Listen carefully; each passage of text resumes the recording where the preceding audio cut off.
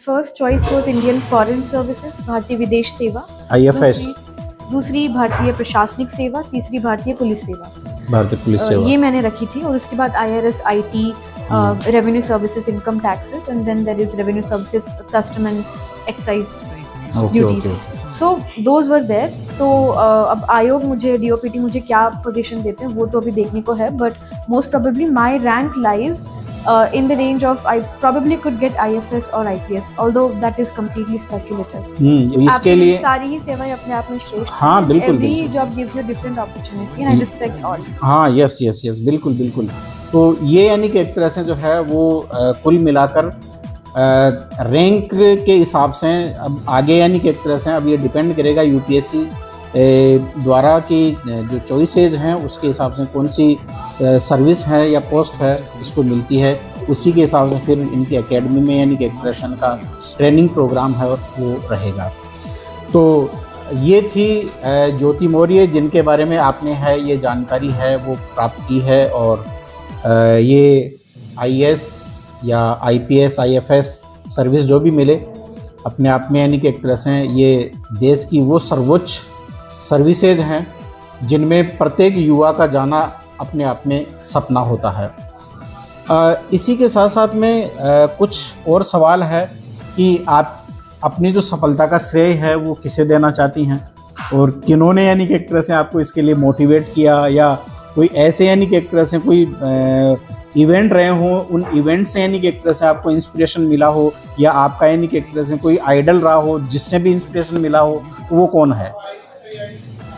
First of all who has supported me the most, that is my family. मेरे परिवार वालों ने हमेशा मेरा बहुत साथ दिया है। In fact even in 10th they did not force me to prepare for JEE or something which I was clearly not interested in. I was inclined towards humanities and administration and management as such, for which they have always supported me.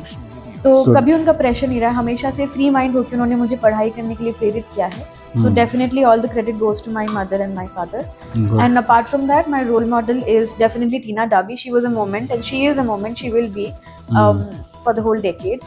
So when she was selected, it was an entire sensation in the country. And especially being a woman, she has inspired me and then millions definitely. Actually, Tina Dabi, most intellectual girl that time, और उसी की यानी कि एक तरह से प्रेरणा से बहुत सारी लड़कियों को जो है वो प्रेरणा मिली है और आज वो अपने आप में रोल मॉडल भी है। हालांकि अभी वो बाड़मेर में कलेक्टर की पोस्ट के ऊपर जो है वो भी एट प्रेजेंट पोस्टेड है, तो बहुत अच्छा। इसके अलावा यानी कि एक तरह से कोई इवेंट जिसके माध्यम से यानी कि एक तरह से आपको कोई प्रेरणा है वो मिली हो? One more event that I would like to note is the court case that almost happened. It was filed perhaps by Chonera Belliapma and Muthamma Belliampa. I'm not able to recall the name exactly, I'm slipping, but she is the first woman foreign services officer in India and she's inspired me a lot. Yes. So that was a watershed moment. Okay. यानी कुल मिलाकर ये है कि कोई ना कोई यानी कि एक तरह से इंस्पिरेशन जीवन में किसी ना किसी का होता है, और इस कड़ी में यानी कि एक तरह से टीना डाबी का, और अभी जो नाम लिया एक्चुअली मैं भी यानी कि एक तरह से इनके बारे में परिचित नहीं हूँ, तो मैं जो नाम है वो तो उच्चारण नहीं कर पा रहा हूँ, लेकिन डेफिनेटली यानी कि एक तरह से जो है she was first lady selected in IFS। तो डेफिनेटली यानी कि एक तरह से जो है उनको भी सलाम है। और जब भी यानी कि एक तरह से कोई भी महिला हो या पुरुष हो, यदि किसी भी सेक्टर में फर्स्ट बार यानी कि एक तरह से वो कदम रखते हैं तो वो अपने आप में यानी कि एक तरह से रोल मॉडल बन जाते हैं। तो ये बहुत अच्छी बात है। ये वैसे देखा जाए तो ये तीसरी पीढ़ी है जो धीरे धीरे सर्विसेज में यानी कि एक तरह से आई है, और तीसरी पीढ़ी यानी कि एक तरह जो है ना क्लास 1 जो सर्विस और विशेष रूप से प्रशासनिक सेवाओं में या जो टॉप मोस्ट जो इंडियन जो सर्विसेज हैं उनमें यानी कि एक तरह से सेलेक्ट हो रही है। तो ये बहुत अच्छी बात है। हालांकि कुल शायद 165 कैंडिडेट है वो SC से सिलेक्ट हुए हैं या 158 कैंडिडेट सिलेक्ट हुए हैं, डिपेंड करता है आगे यानी कि एक तरह से जो है, तो उनमें आपका पूरे ऑल इंडिया लेवल के ऊपर सिलेक्शन होना बहुत गर्व की बात है, परिवार के लिए भी, समाज के लिए भी और इस देश के लिए भी। और वैसे भी यानी कि एक तरह से जो एडमिनिस्ट्रेटिव सर्विस में जो भी जाते हैं वो अपने आप में पर्टिकुलर किसी एक कम्युनिटी, एक कास्ट, एक सोसाइटी के लिए काम नहीं करते, बल्कि पूरे होल यानी कि एक तरह सोसाइटी के लिए, पूरे यानी कि एक तरह से देश के लिए, सभी के लिए अपने आप में काम करते हैं। तो ये आपको इस अवसर मिला है और आपको जो है इसमें आपका सिलेक्शन हुआ है, तो इसके लिए आपको एक बार पुनः बहुत बहुत बधाई और शुभकामनाएं। और अंतिम रूप से आपका कोई समाज के लिए, जो युवा हैं उनके लिए कोई विशेष मैसेज हो तो आप ज़रूर कन्वे करें। To everyone who's watching this, I would urge you to educate your children, especially your girls.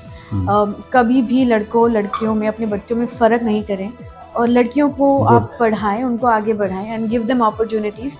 Because I am an example, Tina Dabi was an example, Muttamma Beliyamma is an example. These ladies have led the world. So please focus on your girls, do not neglect them, and daughters are a blessing. So please support them. Good good, very good. बिल्कुल, यानी लड़के और लड़कियों में किसी प्रकार का कोई भेदभाव नहीं करना चाहिए। और सामान्यतया ये देखा जाता है कि जब लड़के और लड़कियों में भेदभाव किया जाता है तो लड़कियों को आगे बढ़ने का अवसर नहीं मिलता।